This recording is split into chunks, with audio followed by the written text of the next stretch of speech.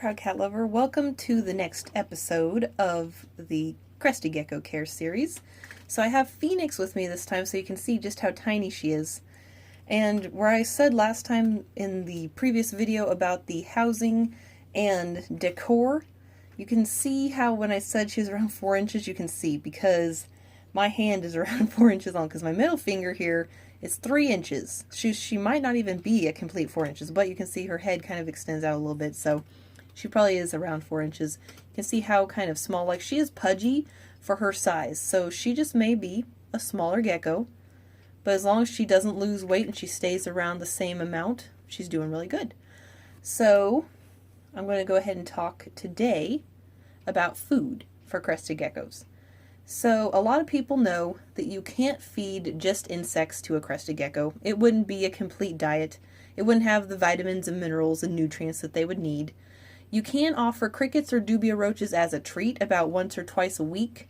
You can give them, depending on the age, you can give between 1 cricket to 5 crickets. Sorry, that was Blossom. So you can give between 1 to 5 crickets depending on how big the gecko is. So if you have a baby that's like, between 1 and 4 months old, you can probably offer pinhead to really small crickets. So with these guys, of course, if you have an adult, you can offer an adult cricket. Of course, when you have an adult, they're the ones that, like to munch more on the 5 or 6. But when you have a baby, sometimes they'll be nervous and they won't even want to eat a cricket, because none of mine like crickets. They'll watch them, but then when you try to give them to them, they won't eat them. But when you have an older baby, then you can give them the small crickets. And when you go to the pet store, they normally have sizes. They'll have small, medium, and large. So, of course, you always can go off of how big of a cricket you should offer by how much space is between the eyes of the gecko. And I know that sounds really weird, but it's very true. Because the space between their eyes is normally how big of a space in their mouth. Because obviously their eyes and their mouth are about the same width across. So you can see here with Phoenix, hold still please. You can see there's about an inch, because if I hold my hand up here, there's about an inch between her eyes. So you could do a medium-sized cricket with her. Small to medium. So, but with Ember, she's definitely a lot bigger girl, and she can take the large ones like a champ. But with babies, of course, pinheads to small, depending on the age of the baby. So with food-wise, Pangea Crested Gecko diet is always what I'm going to personally suggest, because none of mine like Repashy, and they never have. So I just think, now Repashy does have a lot more variety of flavors since I tried them last time, so I mean there may be more out there that the gecko might actually like the flavor. But mine, of course, like the fruit and insects mix. My male magma actually prefers the apricot and banana over any other flavor. He did like the fruit and insects, but they have chunks of insect in the fruit and insect one, and he didn't like chewing it, like he'd spit it out.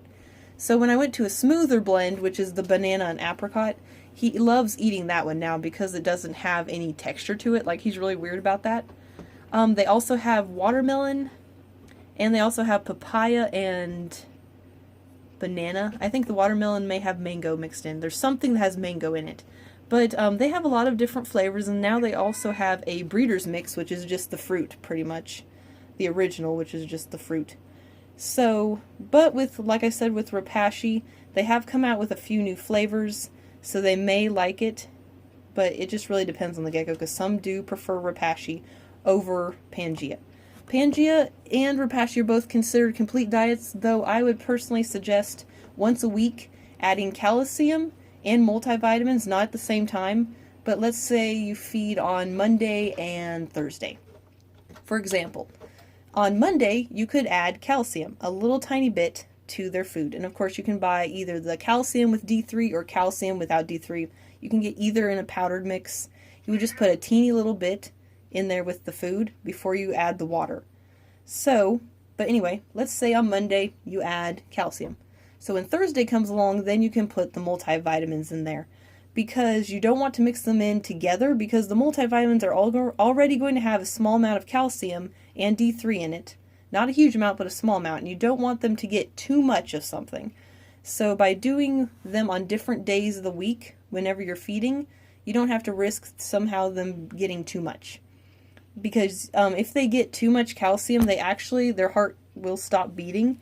I actually learned this from a vet, so that's why I'm really careful. I actually use liquid calcium, and it tells on there how much to add, but I just do like a teeny little drop, and I only give it to my breeder females. Like once a month I give them liquid calcium, but they mainly get more multivitamins, just because the breeder females are the ones that get the extra calcium because they're making the eggs.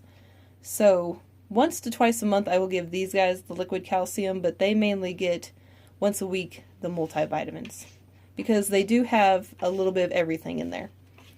So anyway, when it comes to feeding, I normally will feed my new hatchlings from new hatched to 3 months. I'll feed every day. In the evening, of course, but you can feed them in the morning too because I've done it before and they eat just as well. When they're older than 3 months, you can do every other day. You can still do every day if you want to, but by the time they get past 3 months, they're not as hungry all the time. Like sometimes you will have that one that is a pig, but mine are kind of like, I'm not hungry today, so I'm going to eat like one lick. So what I've done is I've found through trial and error, once they hit 3 months, it's okay to go every other day with feeding. So once they get to 8 months to a year, that's when you can do every 2 days. So mine haven't gotten to that stage yet. Like I have one that's close. I have a couple that are close to getting close to 8 months. So they're going to be starting on that schedule soon. But once you have one that's around 8 months to a year, it really depends on how hungry they are, of course.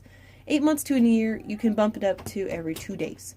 And once they get to adult, which means around a year and a half to 2 years, once they reach that area, you can do every 3 days, which is what these guys are on right now.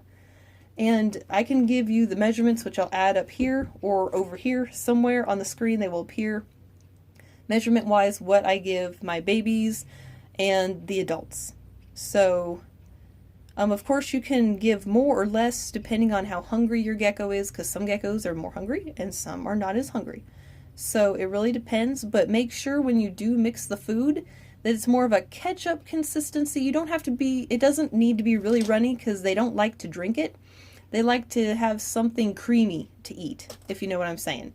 So nothing too thick, because then they have a hard time eating it and they'll start chewing on it, and they just don't like it as much. Rose, stay over there. So Blossom's doing weird stuff over there. But so they don't like it real thick and they don't like it real runny like soup. So if it's like a really creamy texture, then that's the perfect texture. I swear, he is so hyper right now. It's driving me crazy. Go out of the room. Go. Go. Good grief. I had to let Blossom out because he's being a pain. So anyway, like I was saying. So anyway, guys, I hope that this was helpful to you. I will, of course, put the website for Pangea, like the link, down in the description if you guys want to check out the food. I understand that it's a little expensive, but so is Repashy. Repashy is almost the same exact price. You have to store either of them in the refrigerator, which I will say real quick because that's very important. You can not store them in the fridge, but they only last around 6 months. So if you want them to last longer than 6 months and not have the chance of getting bugs in the food, always store it in a refrigerator, like in the crisper drawer if you have one of those for like produce and stuff. Always, of course, make sure to not leave a whole bunch of air in the bag, like push the, I don't know, what the heck is that? Push the air out of the bag before you put it in the fridge. Rose, you don't need it over here. No. Die. No. No. Oh my gosh, this video is everywhere. Okay. Anyway, before I got distracted by Rose, we were talking about push all the air out of the bag before you put it in there. That's kind of common knowledge. Hopefully people already do that. Of course, make sure, like I said, to have a creamy consistency when you make the food. But I will say real quick, Crested Geckos are not a cheap pet. It costs like $17 for me to get a half-pound bag of food because I right now have 12 babies and 4 adults I'm feeding. So I normally go through that size of a bag in 4 to 6 months. If you only have one Crested Gecko, you can get the small little like 8-ounce pack. Wait, no. I think it's like a 3 or 4 ounce pack, and then the half one is 8 ounces, because the half pound is 8 ounces, so it's like 3 or 4 ounces for a small bag, and that will be perfect if you have just one gecko. But if you have several like me, it's a little bit more expensive. There's a dang gnat flying around my face. But just be aware that it is going to be a little expensive occasionally to take care of a Crested Gecko, especially if there's like any health problems, you have to go to a vet.